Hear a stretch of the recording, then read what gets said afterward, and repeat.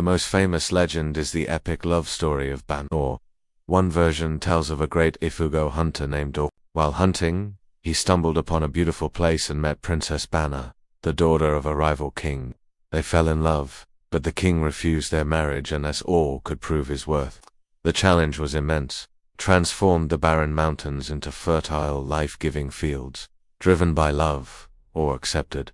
He gathered his people, and with pure determination they began carving the mountainside. In the heart of the Philippine Cordillera Mountains, a wonder of the ancient world is hiding a huge secret. For generations, we've believed a colossal staircase was carved into the living rock over 2,000 years. Each step, a monument to the grit and genius of a people who shaped their world by hand. These are the Banaue Rice Terraces, a landscape so intricate it's often called the eighth wonder of the world. For decades, the story was simple. 2,000 years ago, the Ifugao people began carving a stairway to the heavens into the mountains of the Philippines.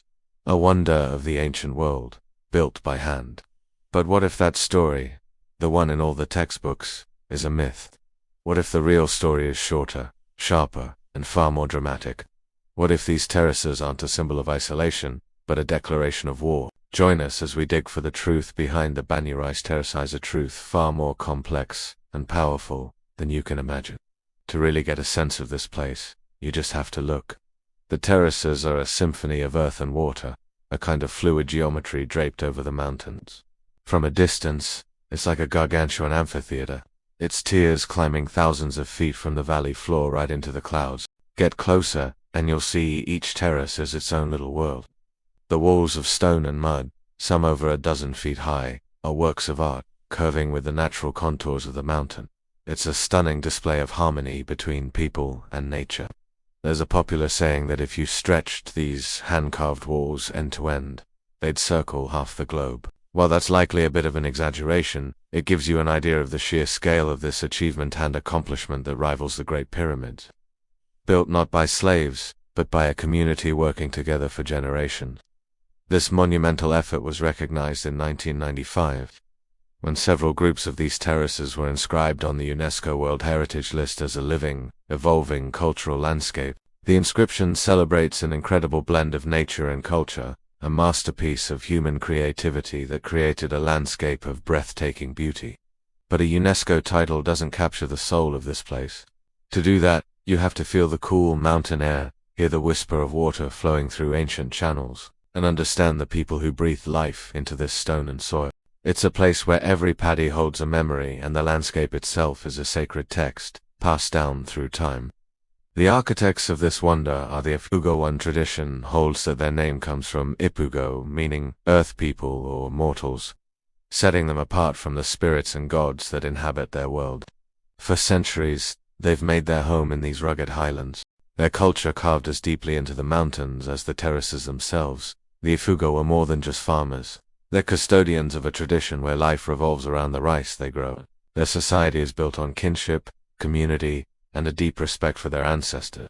The agricultural cycle dictates their calendar, their rituals, and their social life. This isn't just about food, it's the fabric of their existence. The skills needed to build and maintain the terraces were interlearned in schools. They were passed from parent to child, a chain of knowledge stretching back through time. They developed a sophisticated understanding of hydraulics and engineering long before those terms existed. They cleverly managed the forests above the terraces, knowing these sacred groves, or meong, were the lifeblood of their irrigation. The forests acted like giant sponges, capturing rainwater and channeling it down through a complex network of canals and bamboo pipes to flood the paddies below.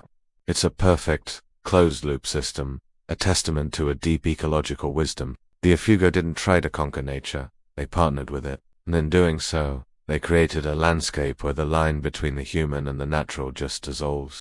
For as long as anyone can remember, one story has defined our picture of the terraces. It's the story taught in schools and shared with millions of tourists.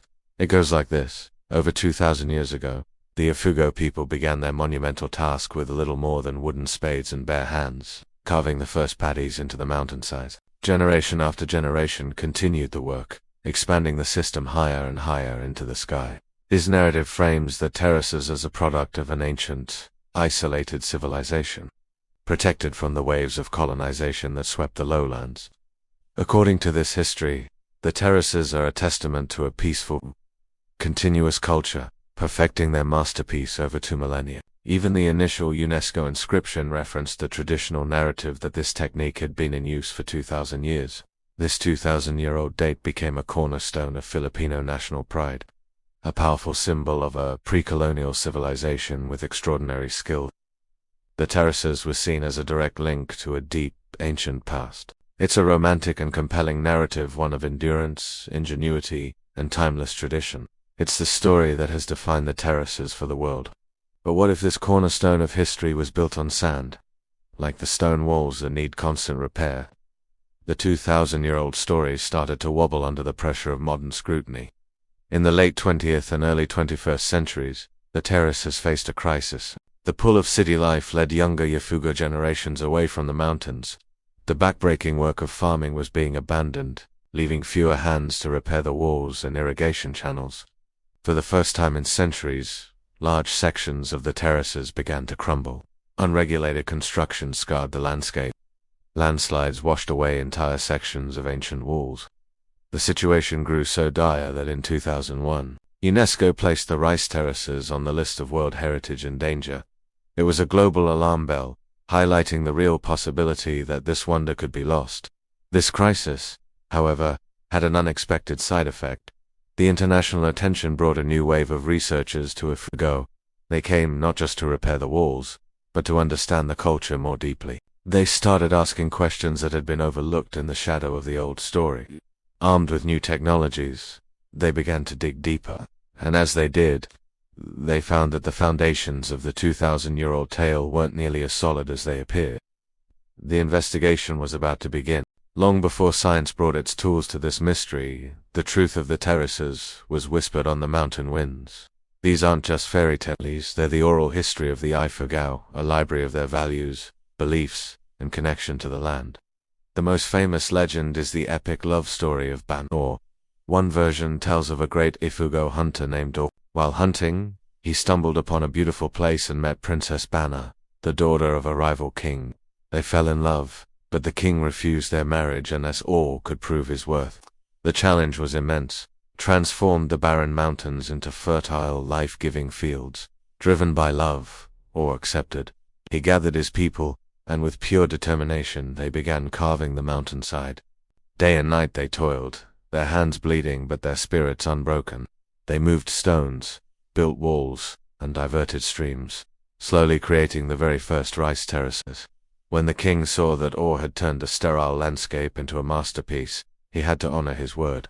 This legend embeds the creation of the terraces and the powerful emotions of love, determination, and sacrifice. Another foundational myth speaks of divine providence. It tells of Wigan, a god from the Skurd world, and his wife Bugan, who came down to earth. Looking for a way to survive, the gods of the Skurd world gifted them precious seeds of rice. With these sacred grains, Wigan and Bugan built the first terraces, establishing a divine contract between the Ifugao and the rice that would sustain them. This myth frames rice cultivation not as a human invention, but as a sacred gift from the heavens. These stories are the cultural bedrock, a constant reminder that this landscape is sacred, a place where the deeds of heroes and the will of the gods are etched into the earth itself. The spiritual significance of the terraces runs much deeper than myth. For the traditional Ifugao, these aren't just rice paddies. They're a living altar, a place of constant dialogue between the human and spirit world. The entire agricultural year moves to the rhythm of at least 17 distinct rituals known as baki, essential for maintaining balance between humanity, nature, and the gods. This cycle is led by the Mbaki, the traditional shamans who act as intermediaries between worlds. They are the keepers of ancient prayers, able to appease the spirits and ensure a good harvest.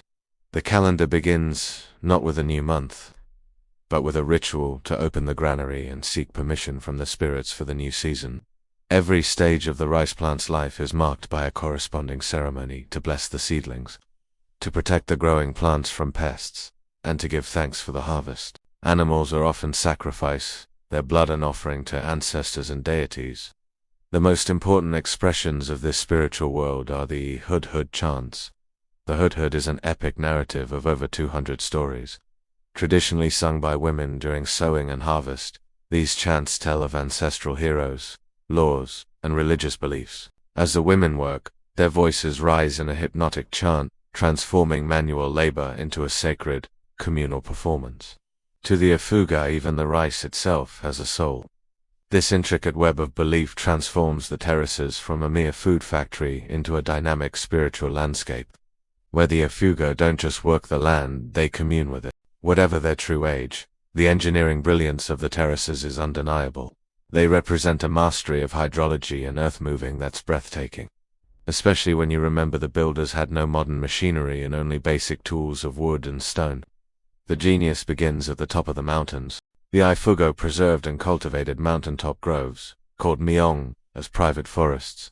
These forests acted like giant sponges, capturing immense rainfall and then slowly releasing it into the springs and streams that feed the entire irrigation network. It's a stunningly forward-thinking example of sustainable resource management. From these springs, a network of canals and bamboo pipes snakes down the mountainside, all entirely grab-fed. The builders had this uncanny, almost supernatural feel for the land, carving channels that could carry water for miles without causing erosion. They built sluice gates to divert water, ensuring every terrace got its share. The walls themselves are another marvel. They were built without mortar, each stone carefully chosen and fitted into place. The walls slope inward, using the pressure of the wet earth behind them to lock the stones together. They're also permeable, allowing excess water to seep through, which prevents the pressure buildup that could cause a catastrophic collapse. The terraces follow the mountain's natural topography. Their organic curves are stark contrast to the rigid lines of modern engineering. The Ifugao didn't impose their will on the mountain, they worked with it. It's a blueprint of a brilliant mind etched into the bones of the earth. For decades, the 2,000-year-old story was repeated as fact. But in the early 2000s, a Filipino-American archaeologist, Dr. Stephen Acabado, started asking questions. He had been taught the same romantic story, but as a scientist he knew that this date wasn't based on direct archaeological evidence. It was more of an estimate that had hardened into fact over time. Acabado decided it was time to find a definitive answer. Starting in 2007, he and his team, the Ifugao Archaeological Project, began excavating in the Kiongan region. They couldn't just dig into the terrace walls, since those are constantly repaired. Instead, they focused on the soil underneath the walls and at related settlement sites, looking for organic materials like charcoal or seeds that were sealed in place when the terraces were first built. These samples were sent for radiocarbon dating. When the results came back, they were shocking. The data didn't point to an origin 2,000 years ago. Instead, it consistently showed that the massive expansion for wet rice farming didn't begin until much later. The results suggested the grand, sweeping terrace systems were constructed around 400 to 500 years ago. The earliest dates for this huge agricultural shift seemed to coincide with the 16th and 17th centuries. This wasn't a minor tweak to the timeline. It was a radical rewriting of history. The scientific evidence suggested the age of the terraces had been overestimated by more than 1,000 years. This ancient wonder was, in archaeological terms, surprisingly young. The revelation was explosive, directly contradicting the cherished national narrative. But Acabado's data was compelling, and it pointed to a new, and even more fascinating, reason why these terraces were built. The new, younger dating presented a puzzle. If the terraces weren't built 2,000 years ago, but around the 1600s, what was happening in the Philippines then? The answer: the arrival of the Spanish. This historical context became the key to a revolutionary new theory. The old story portrayed the Ifugao as isolated, their mountain home a fortress the Spanish couldn't penetrate. The new evidence suggested a much more dramatic story. Acabado proposed that the massive construction of the terraces was a direct response to the threat of colonization. The theory goes like this: when the Spanish arrived in the 16th century, they began a campaign of subjugation. Many indigenous groups were conquered, but others fought back, fleeing into the Cordillera Mountains. This influx of refugees created a sudden population boom and a pressing problem: how to feed everyone. The Ifugao already knew agriculture, likely growing taro on smaller, older terraces, but taro farming couldn't support so many people. Rice could. Acabado, theorizes this pressure kicked off a revolutionary agricultural intensification, and they rapidly built and expanded the terraces for large-scale wet rice cultivation. In this light, the terraces transformed from a farming landscape into a powerful symbol of resistance. They were an act of defiance. By creating a self-sufficient society deep in the mountains, the Ifugao maintained their independence from the Spanish Empire. They weren't hiding. They were actively building a society that could withstand colonial pressure. Further evidence shows that Ifugao weren't isolated at excavations have unearthed Chinese ceramics and other trade goods, proving they maintained trade networks while resisting the Spanish. This theory recasts the Ifugao not as a tribe frozen in time, but as a dynamic people who responded to a historic threat with incredible ingenuity. The terraces, in this view, are a monument to their successful struggle for freedom. The publication of Dr. Akabado's research sent shockwaves through both the academic and Ifugao communities. The initial reaction was disbelief, even hostility. For generations, the 2,000-year-old narrative had been a source of immense pride and a major tourist draw. Marlon Martin, an Ifugao leader who collaborated on the project, recalled the community's reaction. "We knew they weren't that old, but we didn't think it was that young. People worried that younger might be interpreted as less impressive, potentially harming their UNESCO status and the local economy." The debate was passionate. On one side, the scientific evidence from the Ifugao Archaeological project pointed to a recent construction. On the other, a century of accepted history and a powerful cultural identity tied to the idea of ancient origins. But as the dialogue continued, a more nuanced understanding emerged. The new theory doesn't suggest the Ifugao people only arrived 400 years ago. Evidence shows they've been in the region for much longer. The debate is about the timing of the shift to large-scale, irrigated wet rice paddies. It's very likely that smaller terraces for other crops, like taro, are indeed much older. The Big Bang of construction is what the new research dates to the colonial era. Dr. Akabado and his team have framed this not as an attack, but as a way to decolonize Ifugao history. The resistance theory doesn't diminish their ancestors' achievements. It enhances them. It transforms the Ifugao from passive recipients of an ancient tradition into active historical agents who ingeniously innovated to defend their freedom. Today, the debate continues, but it has forced a re-examination of what makes the terraces so remarkable. Is it their age, or the human story they represent? So, where does that leave us? Standing here, with two powerful narratives in the mountain air. One of a timeless, 2,000-year-old tradition, the other a dramatic story of colonial resistance. Which is true? The answer is that the real meaning lies in reconciling both. Does a younger age make them any less wondrous? Absolutely not. Whether they were built over 20 centuries or 3. The sheer scale of the engineering and the immense human labor required at just as Oin's a 400-year-old cathedral is no less a masterpiece than one that's 1,000 years old. In fact, the resistance theory adds a powerful new layer of meaning. They're no longer just a marvel of agriculture. They're a monument to freedom. They represent a community's successful struggle to preserve its culture and independence against a colonial force. That story of resilience is arguably more compelling and relevant today. The reconciliation comes from understanding that history is layered. The Ifugao people have likely lived here for millennia, probably building smaller terraces for crops like taro.